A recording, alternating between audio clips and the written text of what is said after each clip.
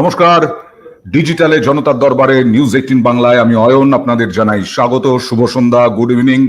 অবশ্যই আজকেও বুদ্ধদেব বাবু প্রয়াত হয়েছেন, সেই খবর তো আমরা টেলিভিশনে দেখাচ্ছি, চ্যানেলে দেখাচ্ছি, কিন্তু ইউটিউব বা ফেসবুকে যে লাইভ প্রতিদিন আমি সোম থেকে শুক্র করি, আজকে বৃহস্পতিবার, আজকে অবশ্যই বাংলাদেশের দিকেই নজর রাখতে হবে, কারণ বাংলাদেশের পরিস্থিতি এখনো গনগনে এবং তার সঙ্গে ভারতের কি হবে ভবিষ্যৎ, বাংলাদেশের ভবিষ্যতের উপর নির্ভর করছে বাংলাদেশের বৈদেশিক বা পররাষ্ট্র নীতির ভবিষ্যৎ। এই সব নিয়ে আলোচনা করব। আমার সঙ্গে এই মুহূর্তে যারা রয়েছেন দুজন পরিচয় করিয়ে দিয়ে, আমার সঙ্গে রয়েছেন আন্তর্জাতিক সম্পর্ক বিশেষজ্ঞ অধ্যাপক ইমন কল্যাণ লাহিড়ী এবং আমার সঙ্গে রয়েছেন সাংবাদিক সুমন ভট্টাচার্য।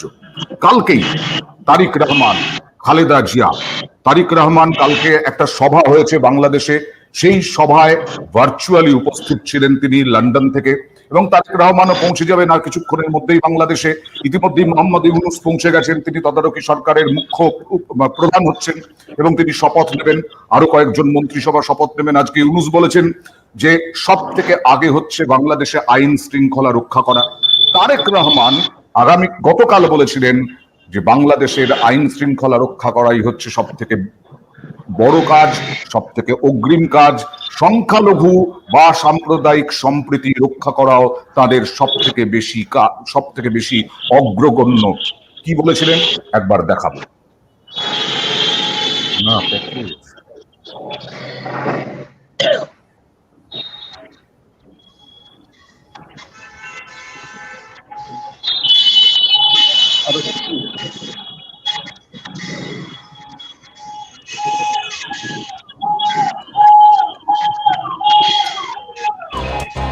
ভারত বাংলাদেশ সীমান্ত, হাজার হাজার মানুষ অপেক্ষায়।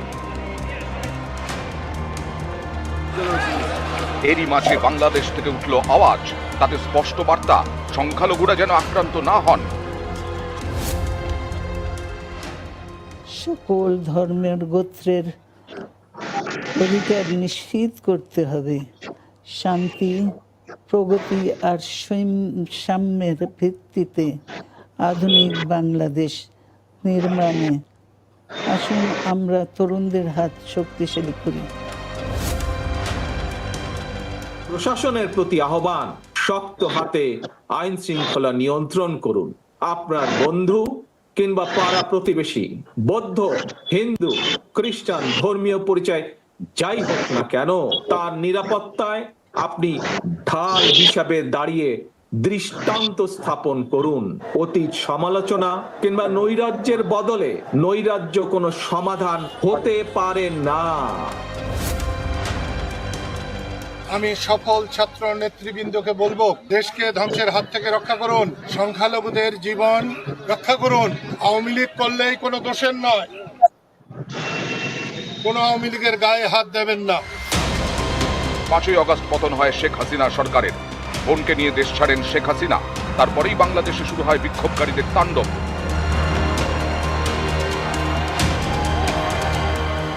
এটা বাংলাদেশের প্রধানমন্ত্রীর বাসভবন।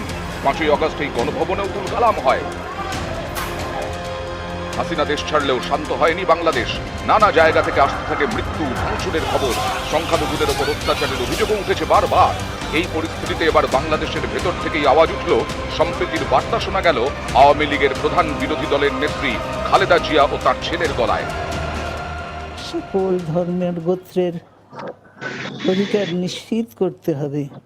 শান্তি, প্রগতি আর সাম্যের ভিত্তিতে আধুনিক বাংলাদেশ নির্মাণে আসুন আমরা তরুণদের হাত শক্তিশালী করি। সংখ্যালঘু এবং আওয়ামী লীগের ঘনিষ্ঠরা এখন সীমান্ত পেরিয়ে এদেশে আশ্রয় চাইতে পারেন। এই পরিস্থিতিতে বুধবার জলপাইগুড়ি বেরুবাড়ি সীমান্তে জড়ো হন ওপার বাংলার হাজার হাজার ঘরছাড়া। ভারতের সঙ্গে বাংলাদেশের সীমান্ত 4000 কিলোমিটারের বেশি, এর মধ্যে জলসীমান্ত প্রায় 919 কিলোমিটার। এদিকে নজর রাখতে বিএসএফ এর ভরসা গ্রামবাসীরা।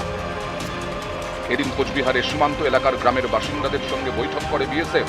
গ্রামবাসীদের কাছে তাদের আবেদন, কেউ সীমান্ত পেরিয়ে এসেছে বলে মনে হলেই খবর যেন দেওয়া হয়। ফুলবাড়িতেও সর্দারপাড়া গ্রামে বৈঠক করে বিএসএফ, এখানেও তারা গ্রামবাসীদের একই আবেদন জানিয়েছে। নিউজ 18 বাংলা।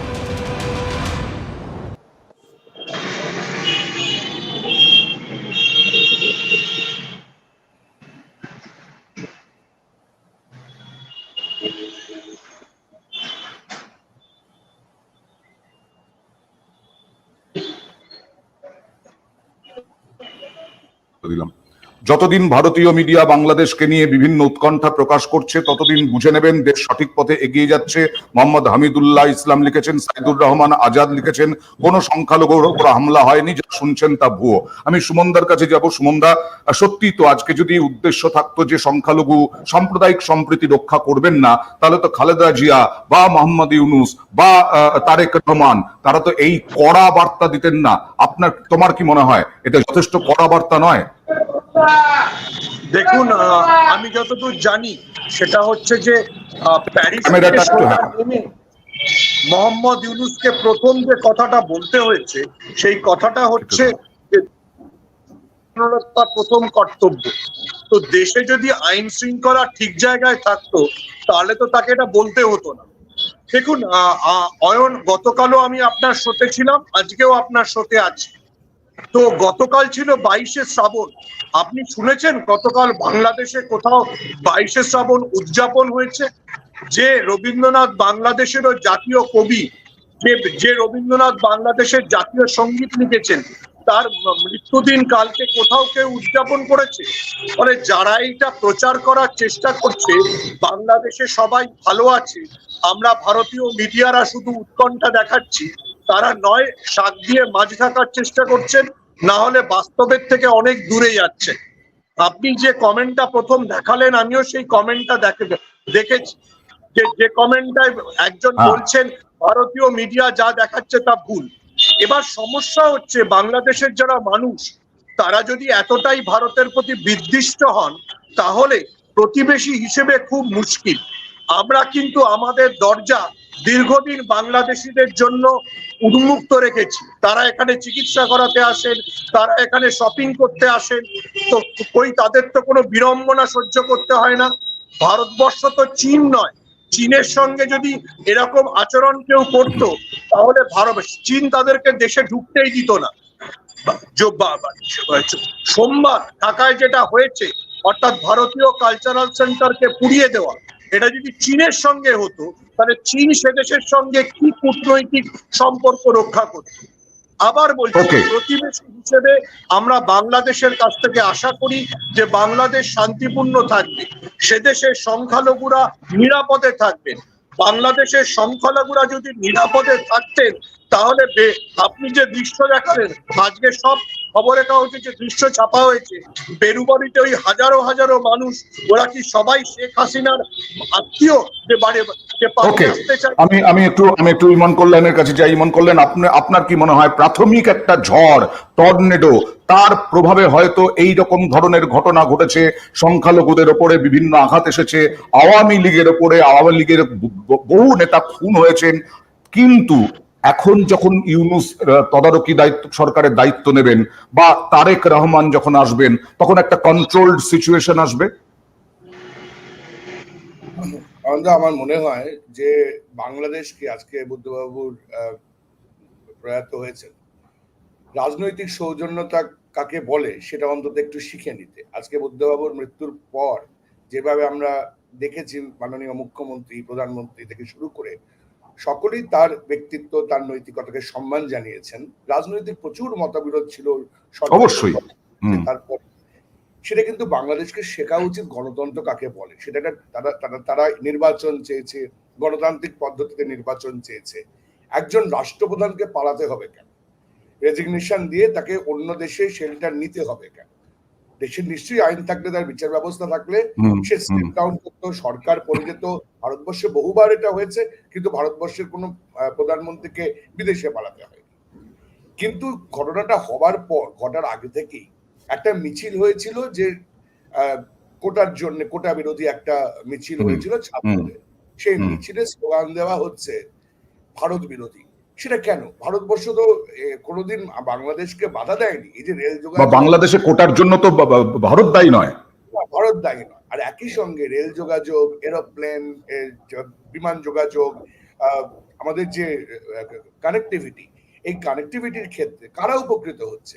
কত বাংলাদেশি ভারতবর্ষে আসছেন চিকিৎসা করাতে, তিস্তার জল নিয়ে মোদী সিদ্ধান্ত নিচ্ছিলেন বাংলাদেশকে দেওয়া নিয়ে।